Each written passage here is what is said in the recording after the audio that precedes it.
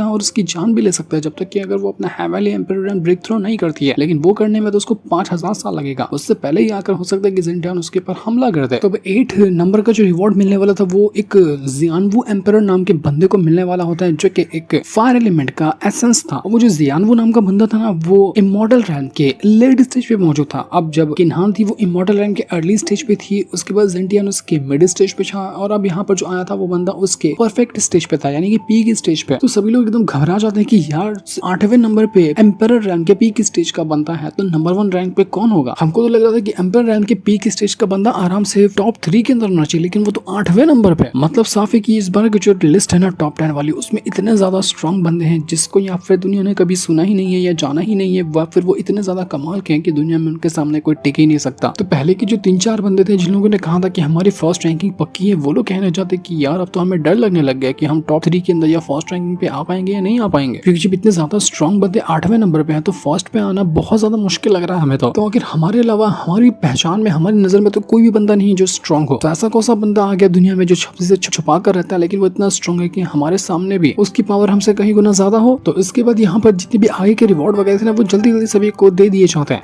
सभी ज्यादा जो थे उनमें सभी को ज्यादातर एसेंस वगैरह ही मिल रहा था, क्योंकि एसेंस सबसे ज्यादा इंपॉर्टेंट होता है ब्रेक थ्रू करने के लिए। जिनमें से कोई असुर ड्रैगन क्लान का एम्पायर होता, तो कोई फिनिक्स बर्ड क्लान की एम्पायर होती, या फिर कोई और अलग क्लान का एम्पायर होता, उसको इस तरह के रिवॉर्ड दिए जा रहे थे। तो यही वजह से वो जो बंदे लोग थे वो बहुत ज्यादा भड़के हुए होते कि यार ये लिस्ट हमें तो गलत लगती है, हम लोग ज्यादा इतना ज्यादा स्ट्रॉन्ग है तो हमारा नाम इतना पहले क्यों आ रहा है। क्योंकि जो लोग सोच रहे थे कि हम फर्स्ट पे आएंगे उनका नाम 5वें नंबर पे आ गया था, तो इसी वजह से उनका दिमाग खराब था कि हम तो फर्स्ट पे आने वाले थे ना, हमें 5 पे दे दिया गया। मुझे लगता है कि इस रैंकिंग के अंदर कुछ तो कुछ फॉल्ट है, ऐसा नहीं हो सकता, हमसे ज्यादा स्ट्रॉन्ग बंदा कोई दुनिया में है ही नहीं, तो हम इतने लेट रैंकिंग पे क्यों आ रहे हैं। तो जो भी यहाँ पर हेवन के खिलाफ आवाज उठाने की कोशिश करता वो कहता है कि तुम्हारी लिस्ट ही बेकार है, तो हेवन उसको पनिशमेंट देकर उसके रिवॉर्ड भी ले लेता और उसकी वार्ड भी लगा देता, क्योंकि हेवन के हिसाब से ये रैंकिंग बिल्कुल परफेक्ट उसने बनाई थी। तो इसलिए वो लोग कहना चाहते कि लगता है कि हमने सिर्फ सपना देख लिया कि हम लोग इतने ज्यादा स्ट्रॉन्ग है, लेकिन ऐसा नहीं लगता कि हम उतने ज्यादा स्ट्रॉन्ग है, हमसे भी स्ट्रॉन्ग बंदे इस दुनिया में एग्जिस्ट करते हैं। तो अब जो टॉप 4 बचे हुए थे उनके लिए हेवन कहता है कि ये जो अनाउंस किया जाएगा ना, वो आज नहीं किया जाएगा, वो कल किया जाएगा। तो वो जो अंडरवर्ल्ड वाला बंदा था वो कहना चाहते कि यार एक दिन का सस्पेंस बना कर रख दिया, मैं तो इंतजार कर रहा था कि कौन फर्स्ट रैंकिंग पे आता। अगर वो लीलान जिंदा होता तो वो तो फर्स्ट रैंकिंग पे आता ही। न जाने हेवन को उससे क्या जलन हो गई कि उसने उसकी जान ले ली। हेवन और अर्थ को एक साथ आकर मिलना पड़ा, तब जाकर वो एक बंदे को मार पाया। काश वो जिंदा होता तो आज तो मजा ही आ गया होता, कंफर्म हो जाता कि वही फर्स्ट रैंकिंग का बंदा। लेकिन अपने लीलान को तो कोई भी फर्क नहीं पड़ता, वो अपना आराम से घर में बैठा हुआ था और चिकन तोड़ तोड़ के खा रहा था कि यार बहुत खा लिया, आज तो पेट भर गया, मजा ही आ गया। उसको गुस्सा आ रहा होता है कि यार हेवन काय के लिए नाटक करके रखा हुआ, जल्दी बताते था कि फर्स्ट रैंकिंग में कौन है। क्योंकि लीलान तो सोच रहा था कि चलो मैं ना रहा हूँ फर्स्ट रैंकिंग में, तो बहुत अच्छी बात हो जाएगी। अगर वो फर्स्ट रैंकिंग पे आ गया तो वो अपनी मॉडल लाइफ को वापस से नहीं जी पाएगा। वो तो ढेर सारी शराब भी पी लेता है, और शराब पीने के बाद वो अपने ही बड़बड़ाने लगता है कि अरे मैं तो दुनिया का पापा हूँ, मेरे से ज्यादा स्ट्रॉन्ग कोई है ही नहीं, मैं इतना काबिल हूँ कि मेरे सामने कोई टिक ही नहीं सका। वो अपनी तारीफों के गुन गाने लग गया था, लेकिन सभी को लगता है कि ये भाई नशे में है, इसलिए कुछ भी बड़बड़ा रहा है, इसलिए कोई उसकी बात मानता ही नहीं। जबकि उनको क्या पता कि सच में ये बंदा ऐसा है कि दुनिया को अपनी उंगली पे नचा सकता है। आसपास के जो लोग थे वो लीलान को उठाकर उसके घर पे लेकर आते हैं और उसको वहाँ पे लिटा देते हैं। उससे कहना चाहते हैं कि यार तू अकेले कब तक रहेगा, हम यहाँ पर कब तक तेरा ख्याल रख पाएंगे, तू अपनी वाइफ बना लेना, इतना हैंडसम दिखता है, इतना काबिल दिखता है, तो किसी से शादी कर ले, उसके बाद वो तेरा ख्याल रखेगी। अकेले शराब पीकर कहीं भी पड़ा रहता है तो को उठाकर लाना पड़ता है, वो उठाकर ले आएगी तुझे। तो लीलान नशे में कहना चाहता है कि जा किसी दुल्हन को उठाकर लेके आ जा। तो बंदा कहता है कि अच्छा ऐसी बात है, ठीक है, मैं किसी लड़की को लेकर आता हूँ जो तुमसे शादी करने के लिए तैयार हो गया, मस्त वाली लाऊंगा, बढ़िया वाली। तो जब अगली सुबह होती है और यहाँ पर लीलान का नशा उतरता है ना, तो वो देख पाता है उसके घर के अंदर की एक लड़की मौजूद है। वो उससे कहना चाहता है कि अरे तुम कौन हो और तुम यहाँ पर क्या कर रही हो, क्योंकि उसको नहीं पता था कि उसने रात में क्या कह दिया था कि किसी दुल्हन को लेकर आया जाए। तो उसके लिए ये दुल्हन आ गई थी और लीलान उसको पहचान ही नहीं पाया। वो कहता है कि तुम हो कौन। तो वो लड़की डर जाती है, अरे आप मुझे इतना अचानक से आकर डरा दिया। वो भी लड़की भी बहुत ज्यादा सुंदर लग रही थी। वो कहना चाहती कि मुझे तो यहाँ पर ये कह के लाया गया कि आपको किसी दुल्हन की तलाश है और आप शादी करना चाहते हैं, तो इसी के लिए मैं यहाँ पर आया हूँ। तो ये सुनकर लीलान पगला जाता है कि अरे बाप रे, ये मैंने कब कह दिया, अरे जिसने यहाँ पर भेजा उसको पता भी है क्या मैं हेवनली एम्पायर हूँ और यहाँ पर मैं एक मॉडल लड़की से शादी कैसे कर सकता हूँ, पागल हो गया क्या वो, ये कोई मैच ही नहीं बनता है। लगता है कि उस बुढ़ऊ को मैंने नशे में कुछ भी कह दिया, उसने सच मान के यहाँ पर मेरे लिए दुल्हन लेकर आ गया।